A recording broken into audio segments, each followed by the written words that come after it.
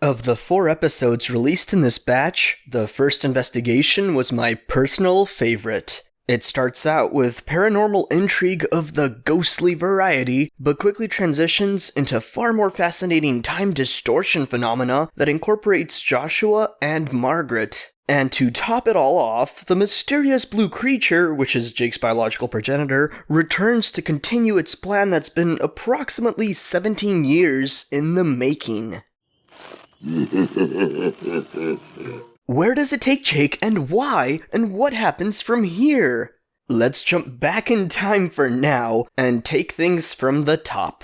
The episode kicks off with a somewhat awkward briefing from Kim Kil Whan, who enlists the help of Finn and Jake after his top employee, Rennie Hamlin, turned into a traumatized mess after checking up on the old Joshua and Margaret Investigations office building. KKW needs Finn and Jake's help to get rid of whatever entity has taken up our rent-free residence, and I think it's cool that KKW has trust in Finn and Jake's abilities to handle nebulous beast cheese and ghoulies. KKW gave up on his father leading a normal and responsible life, and he learned that he probably shouldn't enlist his father's help when it comes to getting his own kid on the right track. But when it comes to adventure and combat, Kim Kil Whan knows that Jake and Finn are a dependable duo. While Jake and KKW may have quite the awkward relationship... Yes, sir, son! You have 1 hour. Bye, Dad. At least it appears to be a relatively functional relationship. The theme of family keeps going strong throughout the episode, since Finn and Jake quickly get caught up in the idea that the presence at the abandoned office is none other than... Ghost Mom and Dad! The two are at maximum cuteness when they get excited over the prospect of seeing their parents one more time. I have to brush my hair! I'll go get tulips for Mom! This could be one more chance to tell Mom and Dad how much we love them. And show them that their kids are awesome. Scenes like that just melt my heart. So sweet, so precious. Despite the familial problems alluded to in many prior episodes, the two boys truly did have nothing but love in their hearts for their parents, and assuredly vice versa. I absolutely loved Finn and Jake's dialogue after they realized that all parents have to sacrifice part of their lives when they have children. Yeah, it's weird that they had this whole other life, and they just dropped it for us babies. We were babies forever. Man, we suck.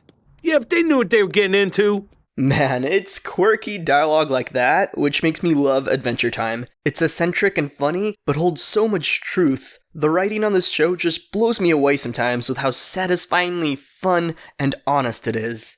The middle portion of the episode is predominantly spent with Finn and Jake conducting an investigation into what the heck is happening in the office, and at this point I'm gonna break away from covering the events chronologically, as what's the point with a busted clock bear causing time distortions after all? About Clockbear, he was one of Dr. Gross's hybrid creations. And one of my best hybrids, a guy that knows what time it is.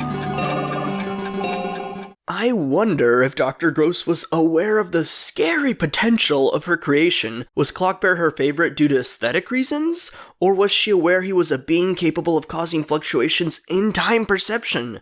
Because if the latter, man, could she theoretically have so many different applications for him.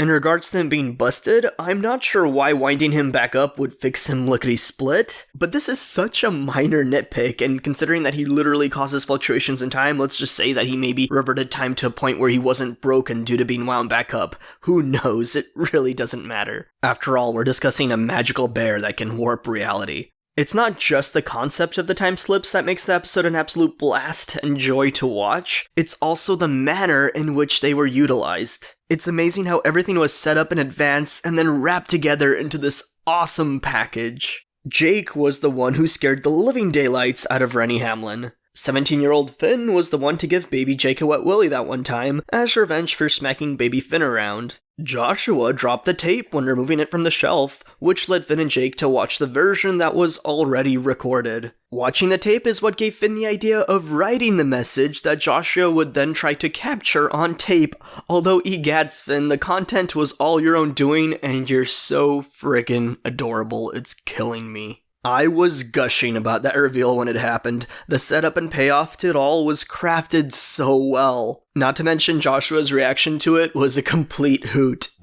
And it's got a little crush on me. What a sassafras! Joshua and Margaret will never know the note came from their own son after he grew up, but Finn got to express his love for his parents one final time, even if chronologically they received the message before he was ever even born. While this episode would have still been amazing if it was just a sweet, isolated time slip and adventure, by the end, we get some serious progression of the overarching plot of the show. Jake's origins return, literally. Jake gets to witness himself being born, and after some major panic... That's so not how I was birthed! I'm no melon baby! I'm a majestic womb baby! Jake confronts and comes to terms with his own bizarre birth. If this was all time weirdness, I guess that memory was true. I did see my own birth. Far out. Now, I feel like I have to clarify that this episode does not account for the end of the episode Joshua and Margaret Investigations, in the off chance that some people got that notion. Let's never tell them how it happened. Agreed. And so they never told me. Never told you what? I don't know. They never told me. Ha!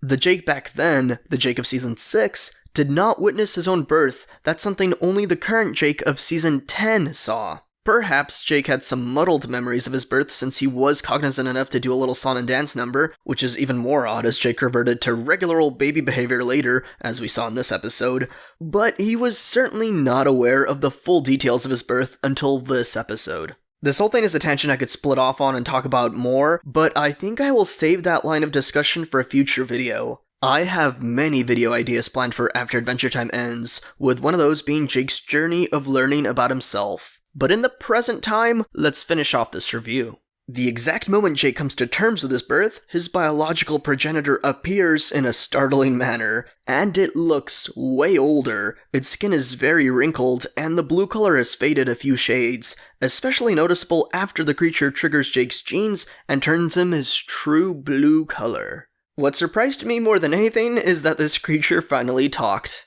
We have to leave. And so the creature opens up a portal in the same manner it did around 17 years ago and takes Jake to... who knows where? Let me know in the comments what questions or thoughts y'all have on this development, because the possibilities seem endless. With space-time and potentially even dimensional travel occurring, I have to assume there must be some sort of relation to Golb, as the Lich name-dropped Golb recently, and it seems like a fitting final boss. The last scholar of Golb. And because there are so few episodes before the series ends, I also assume Golb had to be related to the event The Emissary from Beyond called The Rising.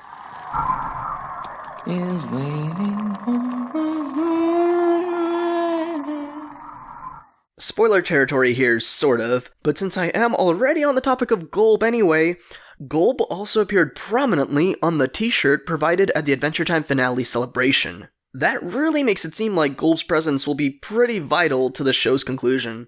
Which, and this blew my mind when it happened, I was gifted this shirt as an appreciation for my videos by one of the Adventure Time creators. I'm still flabbergasted and at a loss for words that this happened. But before I hyperventilate thinking about that, let's conclude this review. Jake leaves Finn the most nondescript note ever. At this point, I just kept thinking about Finn's premonition dream from Season 6 in the episode Hoots. If you reverse the bit with Jake's gibberish, he's actually saying, Yeah, Nukius, say goodbye. Was this foreshadowing to Jake leaving Finn in this episode? After all, when Finn returned to this dream, Clockbear was there calling out to him. May I add, this was the first time we ever saw Clockbear in this series. After Adventure Time concludes, another video I plan to make will be about my interpretation of what this dream represents, as I don't want to jump to conclusions when mysteries continue to unfold in the present. For now, we will all just have to wonder what the fresh heck is going to happen in the remaining episodes of this astounding show, and this episode seems to be carving a pathway toward that finale. The first investigation was funny, charming, intriguing, and set Jake's cosmic role into motion, although what exactly that is remains entirely unclear. I can't wait to find out what happens next.